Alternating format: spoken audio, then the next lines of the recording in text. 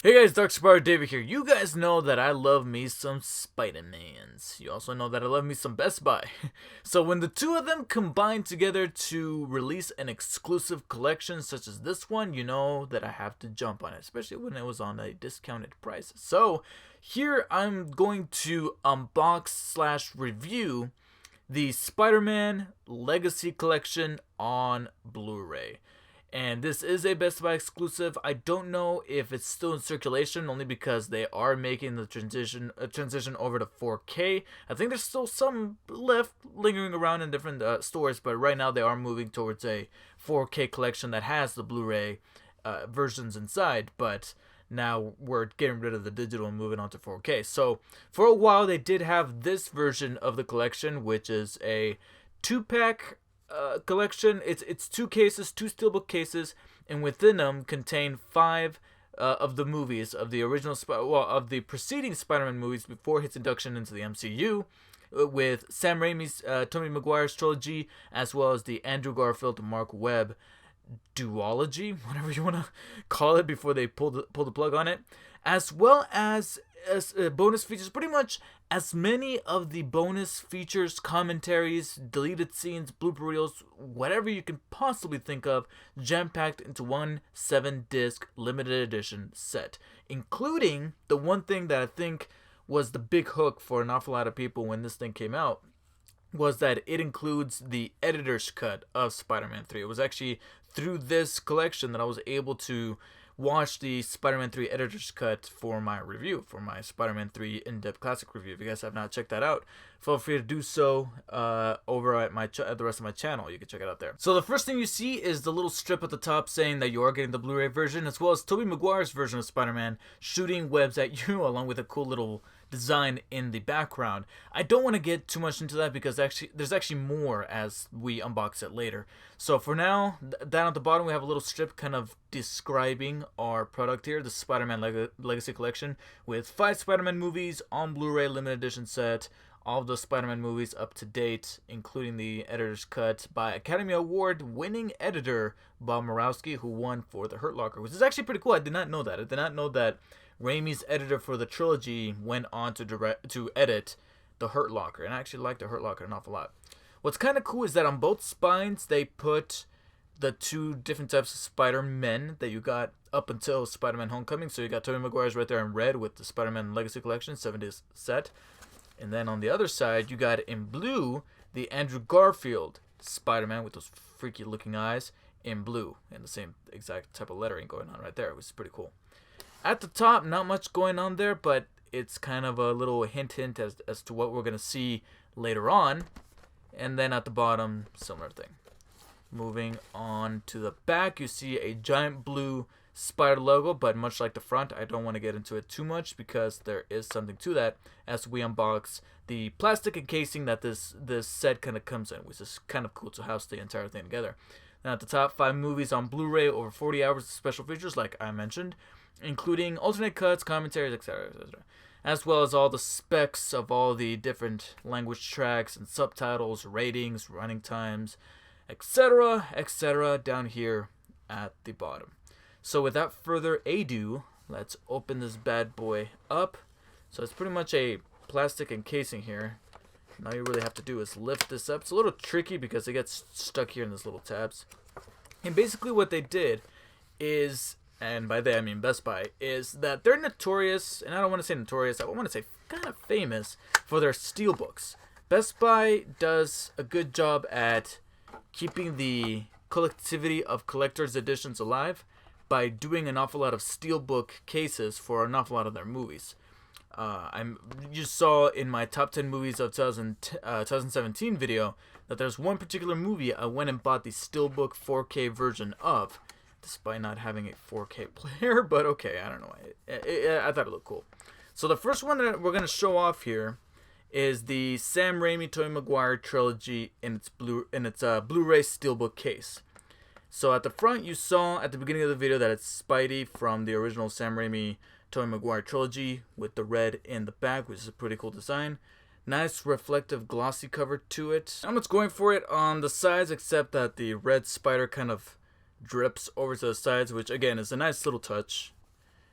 Now, the downside to this, as well as the other case, which I'll showcase in a second, showcase, stupid, is that there's no spine logo or spinal design going on. It's just it's literally a blank piece.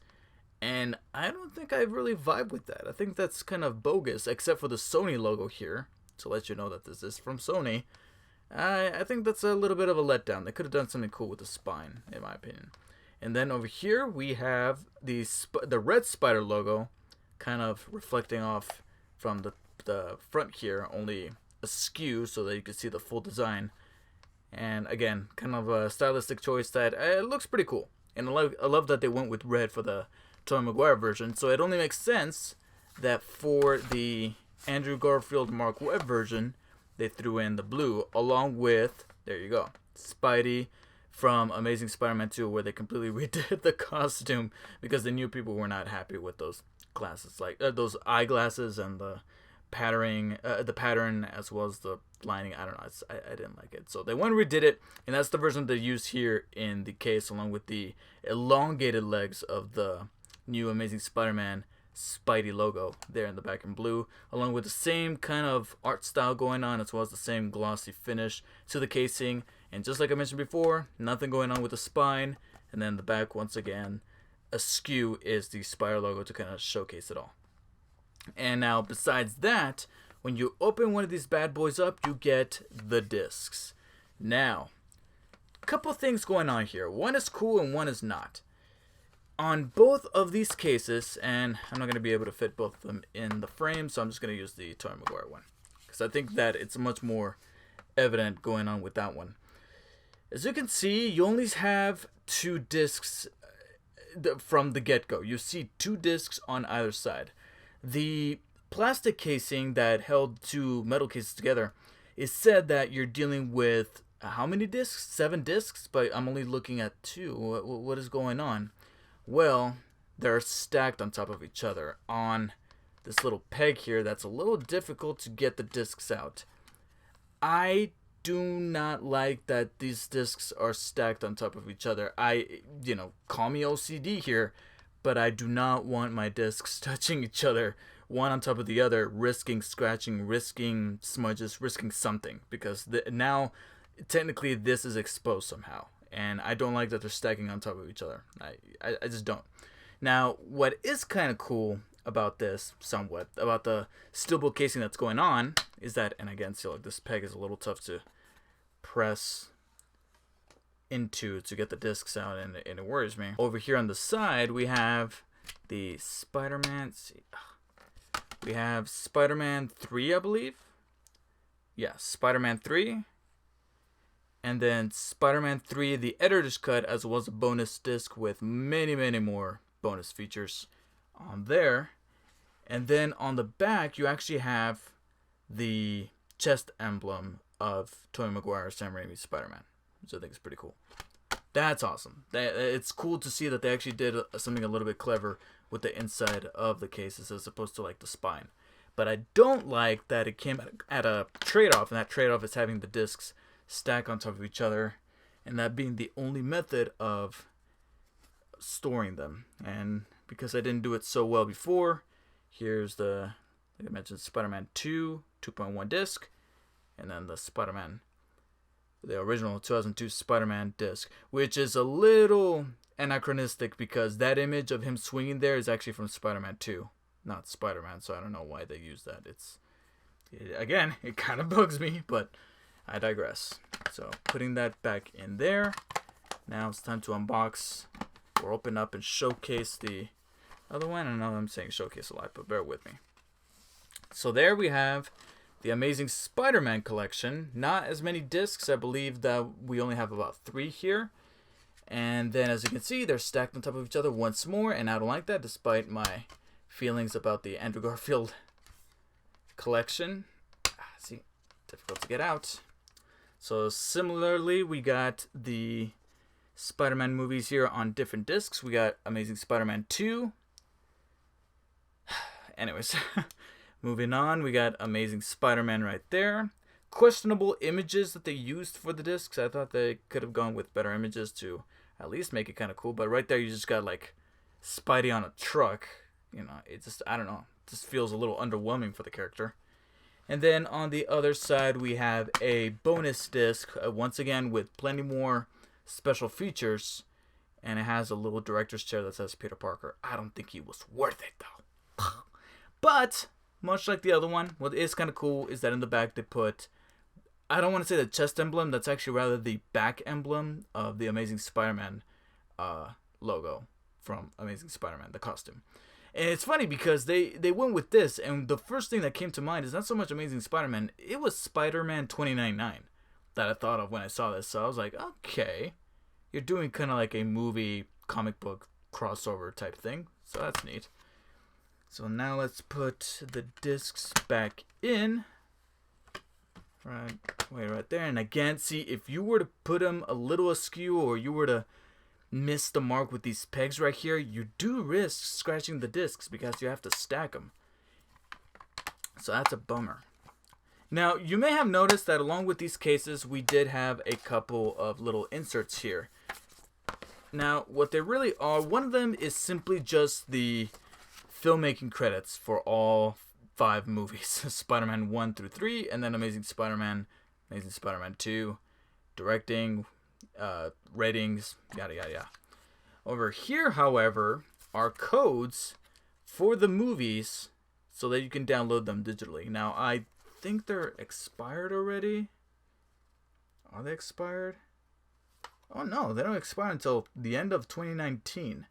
Whether or not I'm going to go through with them, I don't know, only because, and I'm going to cover up the codes just for now. Just for now. I might give this away, I might not, I don't know. But they use the ultraviolet technology, which is, I believe, proprietary of Sony. And I do not like this ultraviolet proprietary technology because I've tried it before. I believe with Breaking Bad, I tried downloading digital versions of Breaking Bad episodes from the Blu-ray set that I do have. But it kind of sucks because it only has to be worked with the app. I tried transferring it over to my iPod and it just wouldn't work. I did not like it. I like my things to just be like a digital file that I can just load up, easy peasy, and not having to deal with specific apps. Because I don't know.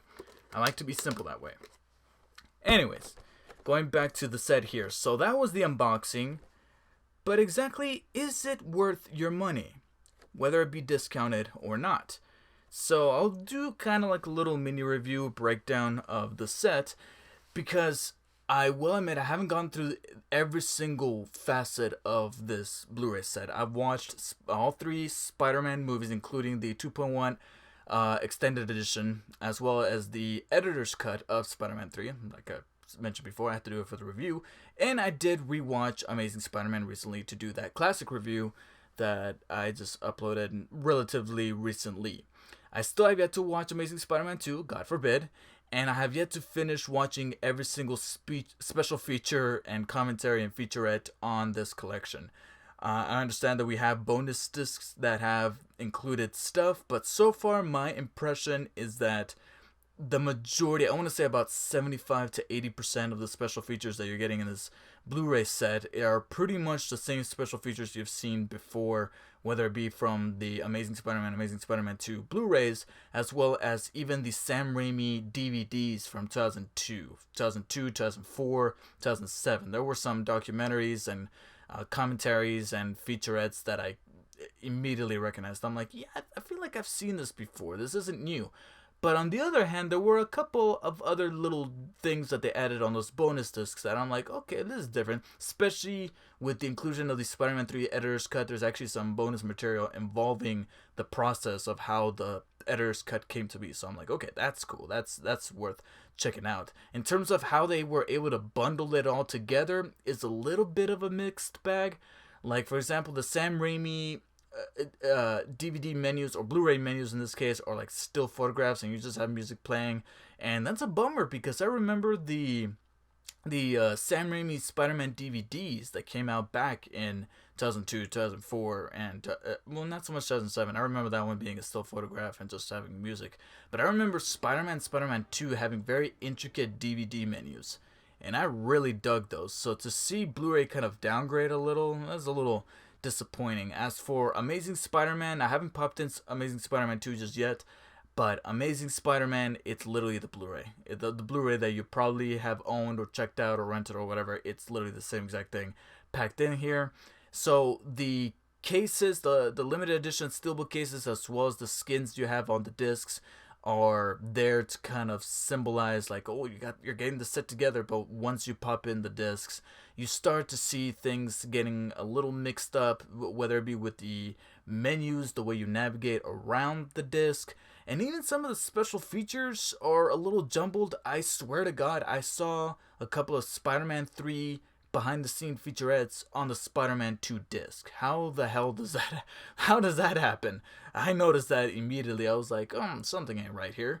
And might be expecting that with the Amazing Spider-Man, but I doubt it, only because, like I said, my guess is that all they did is just took the Blu-rays, gave it different skins, and then packed it in here together. Overall, it's a very decent package that avid Spider-Man collectors should at least get at a discount. However, if you do find yourselves leaning more towards the mindset that I have, which is that we're all about that Sam Raimi trilogy as opposed to the Mark Webb, Andrew Garfield collection, or 2 movie set, whatever you want to call it, then I do understand that there is a separate collection for the Sam Raimi trilogy, which might actually end up fixing my presentation issues that I have with this legacy set in terms of the stacking. I think I've seen it in the store. I haven't purchased it yet. I haven't picked it up yet, but I do plan on doing so. And I know it's a little rinse and repeat.